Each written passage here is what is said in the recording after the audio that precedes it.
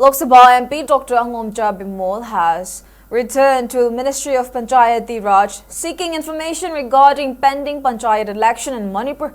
In an unstarred question, MP Bimol raised the matter, stating whether ministry is aware about High Court of Manipur's direction to hold Panchayat elections within 6 months, and if so, what steps have been taken to ensure timely conduct of Panchayat elections in compliance to court's directive, while also seeking for reasons if steps have not been taken so far.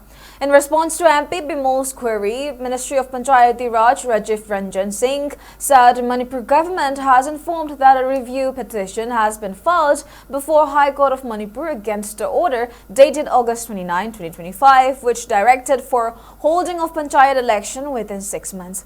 It may be mentioned that High Court of Manipur on August 29 directed state government to conduct Panchayat elections within 6 months.